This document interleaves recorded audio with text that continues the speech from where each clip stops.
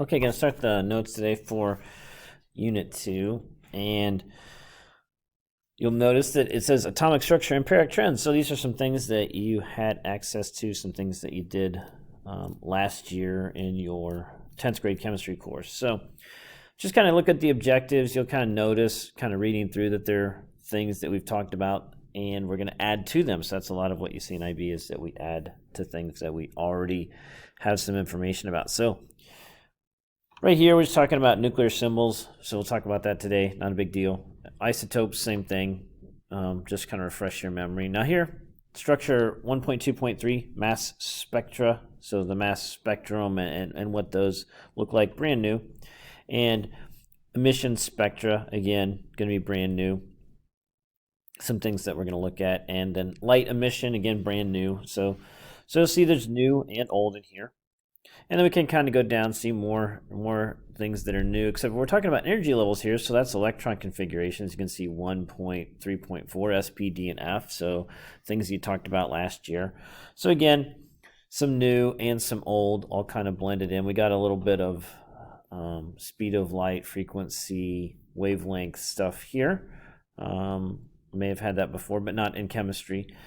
And then you'll just see again, we'll just continue to see the same pattern, some new, some old, and of course everything can be on the IB exam, so we want to make sure that we at least look over everything. And so just kind of a overall idea is that if a thing is on here, it is something that could be on a test, could be on the IB exam. So general guide right here, a couple of quizzes, some homeworks, lab, review test, that kind of thing, not a big deal.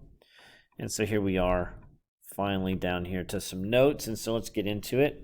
So you should know this stuff already, and so looking at this, you should kind of know what a subatomic particle is, but maybe you have forgotten. So that is literally the proton, the neutron, and the electron.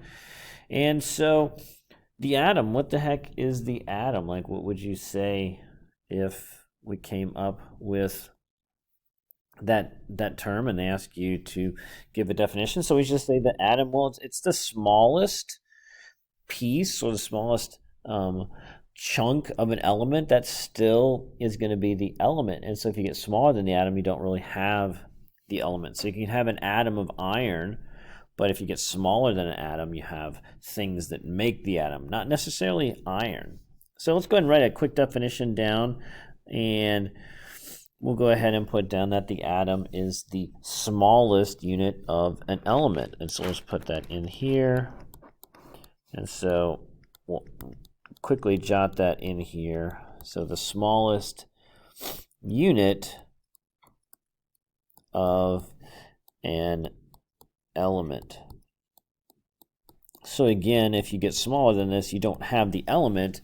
You still have pieces that made it, the Legos or whatever, but you don't have the element anymore. So here we go.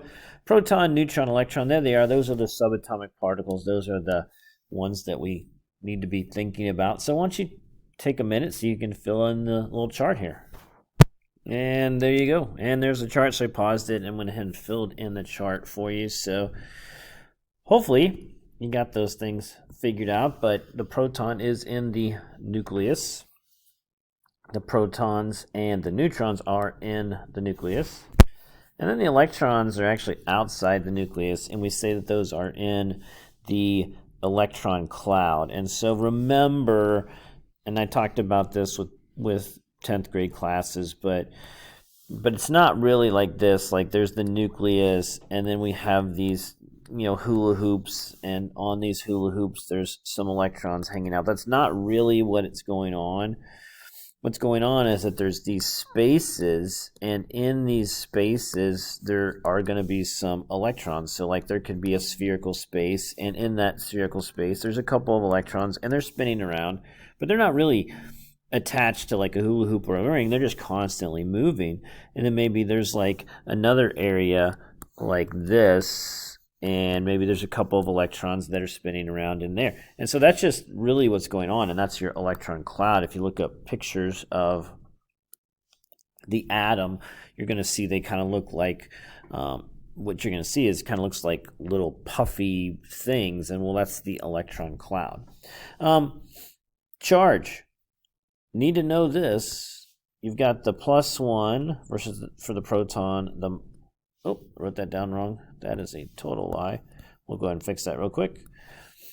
And there we go. Hopefully I didn't write that down. 0 for the neutron, and then -1 for the electron. So we go fix that. And then your relative mass. Remember that we don't really even consider the mass of the electron that much. It's just sort of 1 for each proton, 1 for each neutron, even though the neutrons are slightly bigger, but we don't really even consider the masses of the electrons. Even though the electrons do have mass, we don't really consider it when we're looking at our adding of things like mass numbers. So let's go ahead and slide down here, and there we go, atomic number, mass number, isotope, and hopefully this representation I have down here, AZX, is familiar. You do want to know this. Like, this is what's going to be the format that we're going to look at, is that format. So right here's your symbol, right here's your mass number,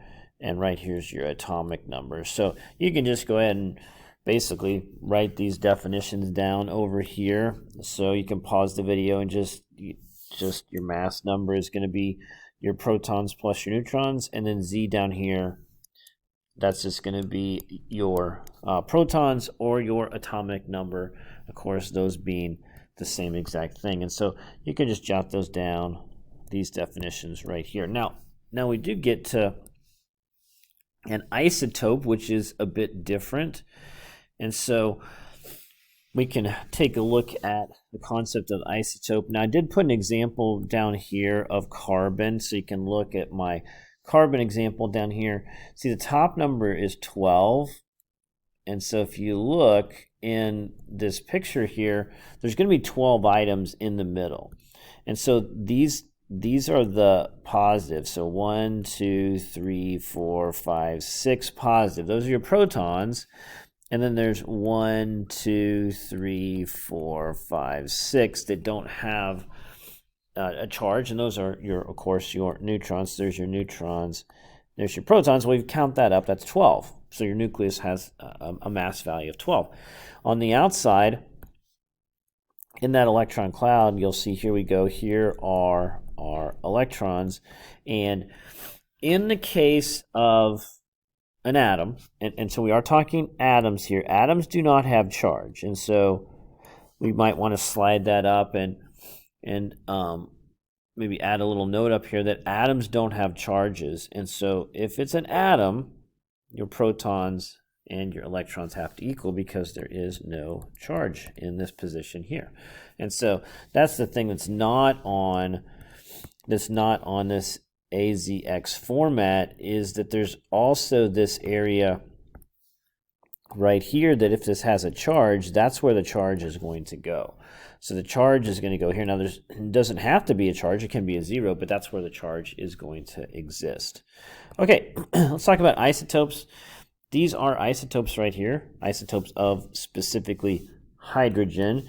And so an isotope is simply an element that has different forms, and so those different forms of your element are going to be isotopes, and the only difference is going to be their mass.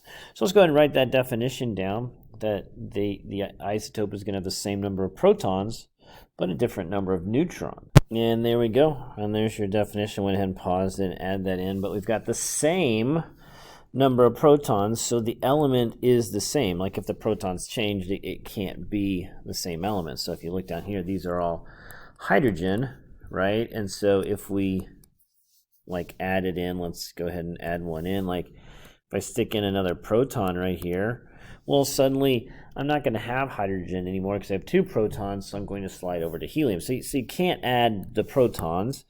And so the only difference in a neutron is just that its weight, its mass. And so the neutrons don't contribute anything to the they don't contribute anything to your atomic number or the identity of the element, and so you can add those.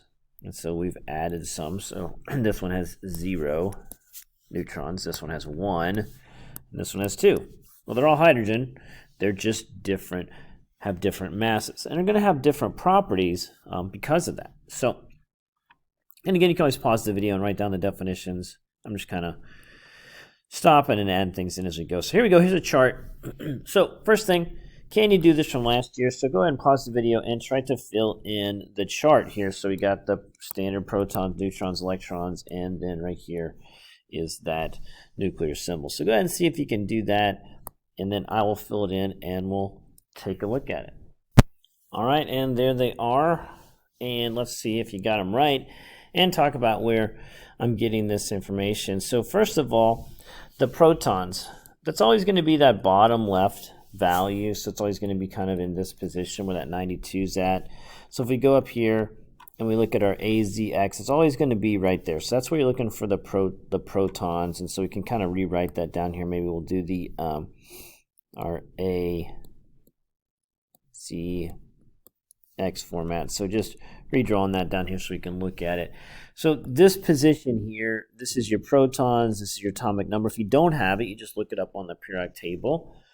And so there we go. And so let's take a look at how I got the neutrons. All right, so the neutrons, what I tell students is that your neutrons, if you have this nuclear symbol, are really just set up for you. So basically, you just take, and you could treat this like a little subtraction problem. And so it's kind of like A minus Z. You can just do it like that, and that's going to get you your neutrons. So we can plug that in. So what did we have here? We had a 235 on top, and we had 92 on bottom. So you can just go ahead and check on your calculator. But if you take 235 minus 92, you're going to get 143, which is the remainder. So if I just take away the protons, whatever's left in the nucleus has to be my neutrons. And so again, just a little subtraction problem. It's sort of the top A minus the bottom, and it's set up for you like that.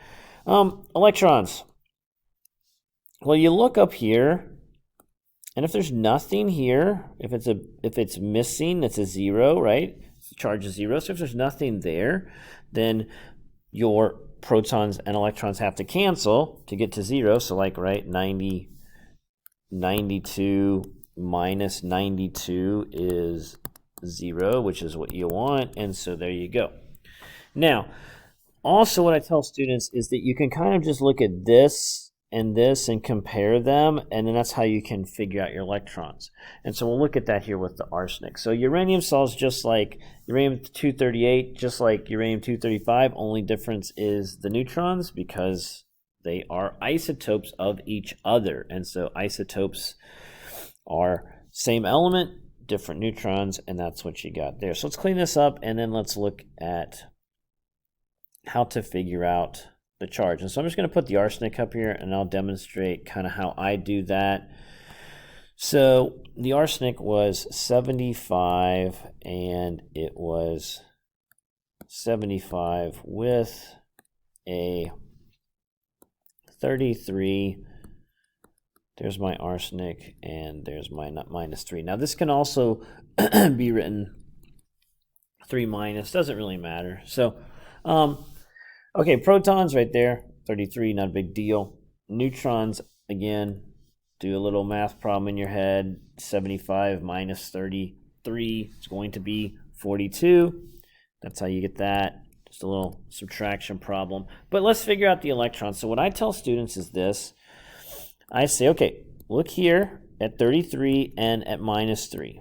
And then you're going to compare those, but you're going to do the opposite. So it's going to end up being 33 plus 3. You're going to do that in your head. And there you go. There's your 36 electrons. So take this versus this and do the opposite. And then there you go. On the last one, I've got that down here. I just took my 17. That became my atomic number. I added these two. So 17 plus 20. That's how I got my 37. I took 17, looked it up on the periodic table. There's chlorine. And then I took 17 protons minus 18 electrons. And then that's how I got the minus 1. So, going to run out of time here, so I'm going to stop this, and we'll pick up on the next set of notes.